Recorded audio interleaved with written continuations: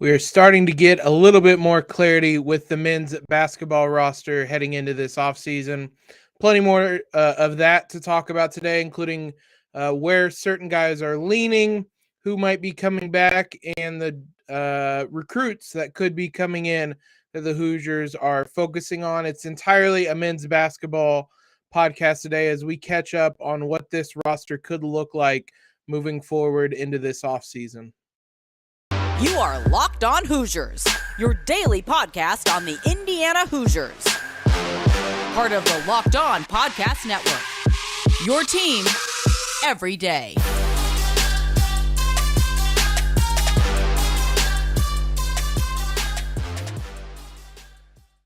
What is up, guys? This is Wednesday, March 30th, and this is Locked On Hoosiers, your daily one-stop shop for everything IU athletics, whether it's news, analysis, previews, recaps, covering every sport in Bloomington, men's basketball, women's basketball, football, everything you guys could want. I'm your host, as always, Jacob Rude. Want to thank you guys for stopping by yet again today and making Locked On Hoosiers your first listen every single day. As I mentioned at the top, a lot to talk about with men's basketball. I know we just talked about the roster last week, but there's been a lot of changes and certainly some catching up to do and some looking forward, some projections as well. So we're going to do all that, get you caught up with the men's basketball roster. Before we dive into that, as always, you can subscribe to Locked On Hoosiers wherever you listen to your favorite podcasts. Follow us on Twitter at LO_Hoosiers and on Instagram at Locked On Hoosiers. As I said last week, we did kind of a roster outlook podcast. I ultimately pat myself on the back. I timed that well because the end of last week, we saw a flurry of movement, which we don't really have to dive into. You guys saw all that last week. Rob Finney, Michael Durr entering the transfer portal. Christian Lander, not a shock. And then the coaching change with Dane Fife. Parker Stewart also departing the program. And it seems like college basketball as a whole moving on to the pros. So wish him the best. The result is the Hoosiers actually have an open roster spot, an open scholarship now with the three recruits coming in. And we're going to look at a couple guys they could be targeting with that. But there's still decisions to be made on this roster. The good news, Trey Galloway seemed to indicate he's going to be coming back. Not necessarily a shock, but you kind of have to read between the lines in modern college basketball with social media posts. And Trey Galloway on Instagram posts a photo saying, "We will be back." I think that's about as close as you're going to get to him confirming that he'll come back. I don't think these guys are going to make a statement saying I'm coming back. There's no Michael Jordan facts for when he unretires. There's nobody's going to just say I'm back. It'd be awesome if they did, but I don't think they are. A couple other names that could leave, but sounds like they're leaning closer to a return. Xavier Johnson seems like he's leaning more towards a return. A lot of this is kind of scuttlebutt you hear on the message or read on the message boards and get a sense of through Twitter and whatnot. Seems like Xavier Johnson's leaning towards returning. It makes sense. He really found a role here towards the end of last season. He struggled a lot at the beginning of the year, but really seemed to not only find a role with Mike Woodson, but really find a lot of success in that role toward the end of the season. So if he returns, he's the starting point guard. Even if Jalen Hood-Schifino is going to start in that backcourt with him, Xavier Johnson is going to be your starting point guard next season if he returns. So I would say it's likely that he will be back. Miller Kopp, who took the ire of a lot of fans, myself included at times, is apparently planning on returning. I'm honestly a little surprised. Things didn't go great in Bloomington for him, but sounds like he is, at least right now, leaning towards returning. Ultimately, I've said this many times, I think if used more correctly or just correctly in general, I think he's a pretty big asset as a floor spacing power forward. The problem is with the Hoosiers offense, or excuse me, with the Hoosiers roster, he had to be more of a small forward, which hurt him defensively. I think if he were to be played as a as a floor spacing power forward, you'd get a lot more value out of him. We'll see if he's able to do that with how the roster shakes out for the Hoosiers. We don't have any final news on Trayce Jackson-Davis yet. I don't know or anticipate when that news might come, but interestingly, Jonathan Wasserman of Bleacher Report, very respected NBA reporter, NBA draft reporter, covers the draft very well. He released his latest mock draft on Tuesday, and it includes Trayce Jackson-Davis. He has him going 46th, though, to the Pistons. It seems like Trayce Jackson-Davis's draft stock is kind of all over the place a little bit. We mentioned that Draft Express did not have him in their mock draft. Ultimately, those are the guys I probably trust most. But as I just said, Jonathan Wasserman is no kind of slouch or anything in that regard. So that he has him 46th seems to mean something. It's kind of scouting report he gave on him. No shooting and limited handles are obviously a turnoff for today's NBA, but Jackson-Davis may be skilled enough in the post to make money. His athleticism, touch, and use of angles are outstanding. It's going to be an interesting decision for him because obviously as IU fans, we know all of that. If he really wants to make it in the NBA, he needs a jumper and he needs to stretch out the floor, but he didn't seem willing to do that much this season. If he's willing to do that and willing to try and willing to do it next season, he can improve in his draft stock. That being said, as Wasserman says, I think there's a role for him, especially as he showed his ability as a rim protector as well this season. I think there would be a role for him if he left, but it would be as a mid to late second round pick. And is it worth it for him to be a mid to late second round pick and potentially not be drafted at all versus coming back to Bloomington? It's a discussion he's going to continue to have, a discussion that we brought up here. Ultimately, we're not the ones making the decision. Selfishly, I'd love to see Trayce in Bloomington one more season, but I also want to see Trayce succeed. And his goal, as with any basketball player, is to make it to the NBA. If he feels he can make it to the NBA this season, this draft, go for it. I'll root for him the whole way, but either way, I'll be happy for him. Just, again, selfishly, I'd be a lot happier if he's playing in cream and crimson next season. Now, we just mentioned there's now an open roster spot. There's a couple of recruits the Hoosiers are targeting that are teammates of current commits. So we're going to look at both of those guys, get a sense of who they could be targeting with that open scholarship spot. I love and hate those buzzer beater guys, the drama, but the pain when it goes against you. We saw it in the IU Princeton women's basketball game, the big shot from Grace Berger, surviving shots late from Princeton or possessions. Man, it was stressful to say the least. Take some of that stress out of the game for those of you that are betting, and start using Stat Hero's NCAA single game pick'ems. Pit star players against one another in an amazing hybrid between fantasy and sports gambling.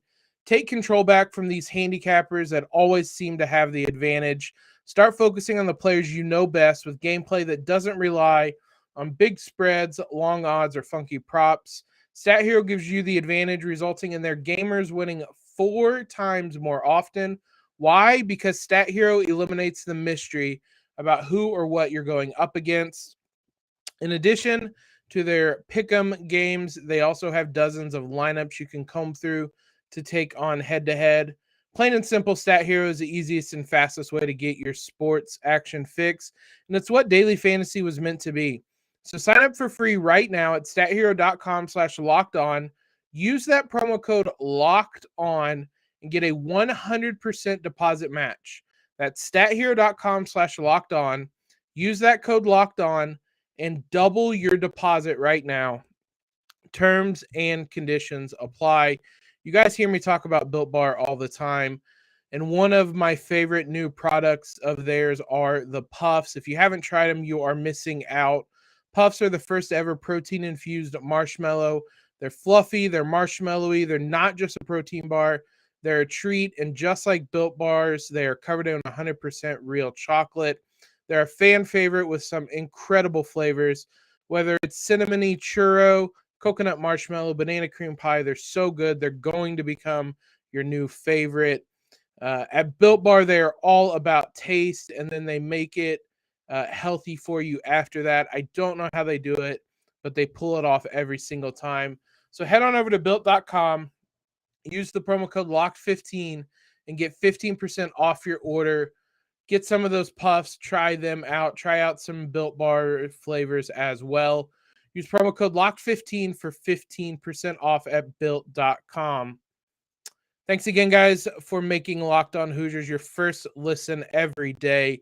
We're free and available wherever you get podcasts. Shout out to Juwan Morgan. In case you missed it, he signed a 10-day contract back with the Celtics. He had been with their G League team. Robert Williams, one of their bigs, went down with an injury that's going to rule him out for quite a while.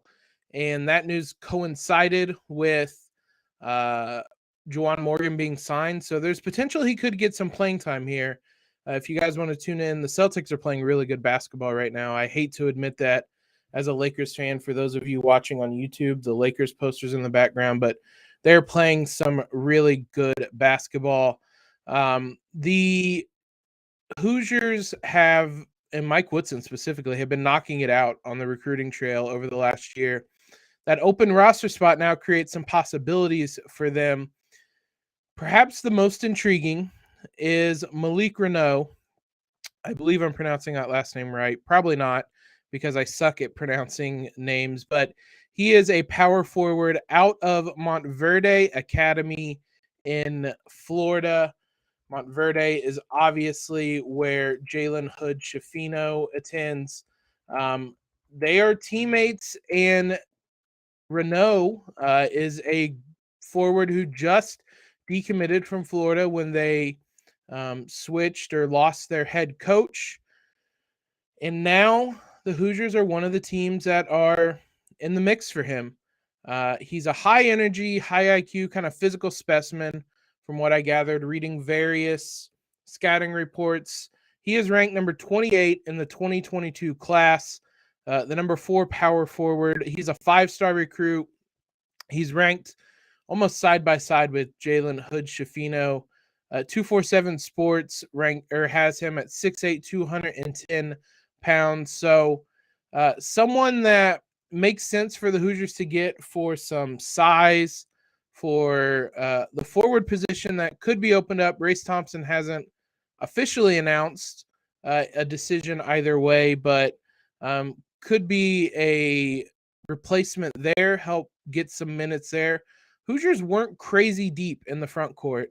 They had Trace, they had Race, they had Geronimo, and they had Michael Durr, but that was kind of it. And Michael Durr, it was spot minutes for him. So there would be a path for Reneau to have minutes potentially. You typically don't bring in a 5-star number 28 recruit and have him play as a backup, but Jordan Geronimo certainly showed flashes in the tournament, in the Big Ten tournament, that he's ready to take a leap as well. So it'd be interesting to see what role he would have, but he would fill a need in that front court as a, assuming Race Thompson leaves, he could certainly come in and fill a need. Another interesting name, and both Mark Reneau and Rich Rolf is another one we're going to talk about, planning to visit IU in April. Again, a lot of this came from Jeff Rabjohns, who obviously forum over there, super connected with Indiana basketball. Both those guys are planning to visit IU in April. Rolf is a teammate of Gabe Cupps in Centerville, Ohio. Came with Cupps to the Rutgers game for an unofficial visit to Bloomington. Another kind of big 6'7" forward. Something the Hoosiers didn't have a ton of was that athleticism on the wing. It seems like he is kind of an athletic type, Rolf. He's someone who he was committed to Drexel, decommitted in October, really kind of gambled on himself during this season, and his stock has skyrocketed. And the Hoosiers have given him an offer, or have offered him, I should say. His stock has shot up though, and it's interesting to see how he would fit. Again, the Hoosiers really lack that size on the perimeter. You saw Trey Galloway being forced to guard some of those bigger wings. Potentially, you bring in some of these guys to add some more size on the perimeter, in the front court, and maybe alleviate some of those issues. But it's interesting. Those are the two players the Hoosiers seem to be targeting right now when it comes to the recruiting trail. Obviously, the transfer portal is also open, and it's hard to predict really anything going on there. But the Hoosiers could potentially make some noise in the transfer portal and bring some guys in as well. It'd be really nice if they got a wing that is about 6'5", 6'6", 6'7", that can defend some of those wings they came up against during the season and into the tournament. One other recruit that is gaining some interest from IU, 2023 recruit Brady Dunlap. Ranked number 126 by 247 Sports. Rolf is unranked, going back a bit. Rolf is unranked. I believe he was about a 2-star recruit at the start of the season, and now his stock has shot up. He isn't ranked anywhere in the top 150, but it seems like he is flying up the ranking boards everywhere, to be honest. But Brady Dunlap is a 6'7" small forward. Again, same size, kind of same position. The Hoosiers, Mike Woodson seems to understand what Indiana needs and what they lack. Dunlap is a 4-star recruit in that 2023 class. That one's a little more distant in the future, but another name to monitor as we move into the offseason and prime recruiting time as well. So a couple different ways the Hoosiers could use that open scholarship spot right now. Obviously, things are fluid. There could be more spots opening up. The Hoosiers could land somebody in the transfer portal, and suddenly they don't have scholarships. So it's obviously very fluid, especially at this time of year with people entering and exiting the transfer portal in the coming weeks and months. So we'll keep you updated on that, but be sure to look out for Malik Reneau and Rich Rolf as 2 recruits the Hoosiers are targeting. We're going to look at the new assistant coach that's going to step in to replace Dane Fife, as well as some IU women's basketball news as it relates to the WNBA. Before we dive into that, one of our longtime sponsors here has been Rock Auto. With the ever-increasing number of makes and models, it's impossible to find what you need at a local auto parts store. You go in, you wait in line, you get up to the counter, you ask them what you need, and then they ultimately tell you they don't have it and they're going to have to order it. So skip that middleman. You have the power to go to rockauto.com at home or in your pocket right now. Saves you time, saves you money. You don't have to spend more on those markups that all the auto parts stores do. Rock Auto is a family business serving do-it-yourselfers for 20 years. Rock Auto prices are reliably low for every customer. They have everything you could need: brake parts, tail lamps, motor oil, or even new carpet. Go explore their easy-to-use website today and find the solution to your auto parts needs. Go to rockauto.com right now. See what they have available in your car, or for your car, your truck, whatever you guys have. Write Locked On in their How Did You Hear About Us box so that they know we sent you. It's amazing selection. It's reliably low prices. It's all the parts your car will ever need. rockauto.com. IU kind of made it official today, but recruiting coordinator Brian Walsh will be the guy, I should say, that will replace Dane Fife as an assistant. Wasn't necessarily made official on Tuesday. It was just he was made available to the media. So we saw a lot of quotes from him. It's a really fascinating story for Walsh, who came with Archie from Dayton and was a part of that staff. And when Archie was let go, he was obviously in limbo, as with a lot of people in their in that staff around that time.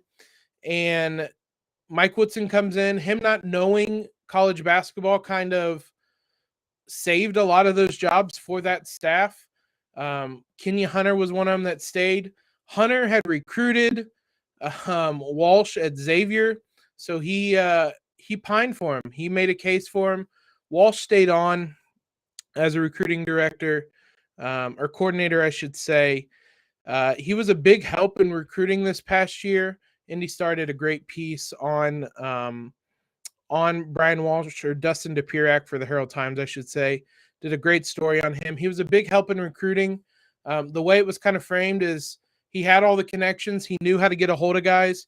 He would bring them to campus, get in touch with them, set everything up, and then once Mike Woodson talked to him, he would kind of seal the deal. He was the finisher, which makes sense. Just having heard Mike Woodson talk, I can understand how that'd be the case, but there's a situation where Mike Woodson doesn't know how to do recruiting in college basketball, having spent his whole life in the NBA. So Walsh was a big help in that regard, setting the table basically for Mike Woodson. And come this offseason, Walsh had texted Mike Woodson, letting him know that there were opportunities available for him, better opportunities available for him, and he was considering them. And I believe that was a day or two after Mike Woodson had announced that Dane Fife would not be returning to the program. And so Woodson let him know that you don't need to go anywhere. He called him up, let him know that he is promoting him to an on-court role. Obviously, there's a whole bunch of rules and guidelines and silliness when it comes to assistant coaches and what they can and can't do. Officially now, Walsh will be able to leave campus and recruit guys. He wasn't allowed to do that before. NCAA just regulating everything, but the end result is the Hoosiers kind of hire a guy in-house to keep that, or to fill that position left by Dane Fife. Listen, as I said when Fife was let go, Mike Woodson did so great this season, and that I trust him in that regard. And certainly a lot of the things you hear about Dane Fife since, I won't dive into that. Those are kind of rumors. They're out there if you want to find them, but you could understand why he was let go if those rumors were true. The fact of the matter is, Walsh is somebody that Woodson handpicked, and considering what he did over the last year, I'm fine with it, and I'm willing to ride with Mike Woodson on this one. So Brian Walsh, I should say, spoke as well. He was a great shooter in college. He spoke about potentially focusing on that and the mental aspect that would come with, that just comes with shooting, and that he could potentially help IU. And they were not a good shooting team, obviously, this season. Perhaps he can be a help there. So excited to see what he will do. Some IU women's basketball news. If you guys missed it yesterday, we talked entirely on Tuesday's podcast about the legacy of this women's basketball team over the last 2 seasons, what they've meant for the program. So be sure to listen to that once you're done here. Aleksa Gulbe, Patberg, and Nicole Cardaño-Hillary all applied for the WNBA draft. It's kind of a formality, but the 3 of them are among 88 players that applied and will be eligible to be drafted. I tried to do as much research as I could on WNBA mock drafts. Not surprisingly, there isn't a ton available.